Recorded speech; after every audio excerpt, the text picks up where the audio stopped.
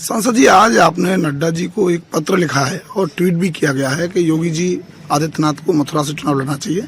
क्या है पूरा मामला? देखिए सर कि आदरणीय योगी आदित्यनाथ जी ने 2-3 बार ये बात कही है कि पार्टी जहां से भी प्रदेश के किसी भी हिस्से से चुनाव लड़ाएगी वहीं से मैं चुनाव लड़ूंगा जी। वैसे तो उनके लिए 403 सीटें कहीं से भी खड़े हो जाएंगे, वो चुनाव जीतेंगे सुनिश्चित तौर से जी।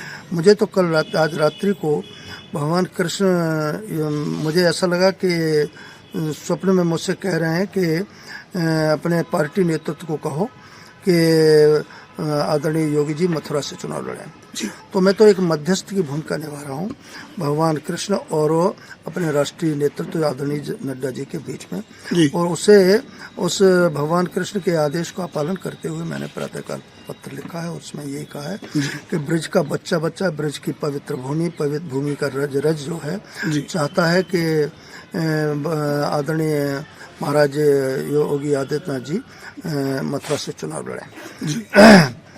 तो इसी दृष्टि से मैंने पत्र लिखा है। और मैं सर बताते हैं, लोग बताते हैं और जो चीज मन में होती है वही स्वप्न में आती है, और लोगों की भी ये बता रहे हैं मांग आपकी जो पत्र को लेकर के जो लोग बड़ी चर्चा में हैं, आप लोगों का भी समर्थन मिल रहा है भारी संख्या में, तो क्या कहेंगे?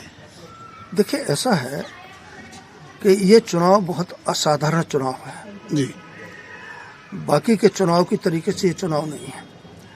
ये चुनाव केवल भारतीय जनता पार्टी की सरकार बनने चाहिए, केवल आदरणीय योगी आदित्यनाथ जी मुख्यमंत्री बनने चाहिए, केवल इसलिए कि 350 जीतने चाहिए जी। केवल इतना ही मुद्दा नहीं है। ये चुनाव इस बात के लिए है कि कौन सा ऐसा दल है, कौन सी ऐसी ताकत है जो चुनाव जीतने के बाद भगवान कृष्ण की जन्मभूमि पर मंदिर बनाएगी और उस मस्जिद को हटाने का प्रयास करेगी। हाँ, और यह काम केवल योगी आदित्यनाथ जी और प्रधानमंत्री नरेंद्र मोदी जी की जोड़ी ही कर सकती है। दूसरा कोई माई का लाल ऐसा नहीं है जो इस काम को करे, क्योंकि उन्होंने अपने चित्र, चरित्र, चाल, चेहरे से पूरी तरीके से सिद्ध कर दिया है कि भगवान राम के प्रति, हर हर महादेव, भगवान महादेव के प्रति, भगवान कृष्ण के प्रति उनके कोई लगाव नहीं है, और इस पवित्र मिट्टी की जो सुगंध है उससे भी उनका कोई लगाव नहीं है।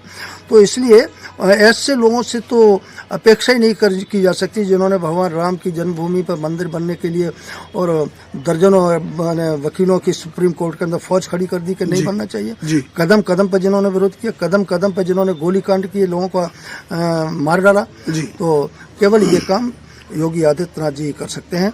इसलिए हम परमेश्वर से प्रार्थना करते हैं कि वो आए, मथुरा से लड़ें, जीतें और भगवान कृष्ण की जन्मभूमि जो है उसको मुक्त कराएं। सांसद जी, आपने एक सवाल अभी कहा था कि अयोध्या का काम हो गया है मथुरा के लिए। हाँ, ये सही है, अयोध्या का काम हो गया, पूर्ण हो गया, होने जा रहा है जी। काशी का काम पूर्ण हो रहा है। और तो अब मथुरा और वृंदावन कैसे बच सकता है? तो क्योंकि दोनों का भेद भी नहीं किया इसका कि कांग्रेस, वो भगवान कृष्ण और भगवान राम ये दोनों विष्णु के अवतार हैं, दोनों में फर्क नहीं किया इसका। और मैं इसी लगे हाथ आपको ये बता दूं, कांग्रेस का चित्त चरित्र भी समझ लीजिए, और जिसके कांग्रेस के सपोर्ट में समाजवादी पार्टी, बसपा सभी पार्टियां खड़ी रही वर्षानुवर्ष तक। कांग्रेस ने 1991 में एक पूजा स्थल कानून 1991 बनाया, जिसमें ये प्राविधान था कि 15 अगस्त 1947 से पहले जितने भी पूजा गृह हैं उनकी स्थिति में कोई परिवर्तन नहीं किया जाएगा, यथावत रहेंगे। मैंने संसद के अंदर खड़े होकर के मांग किया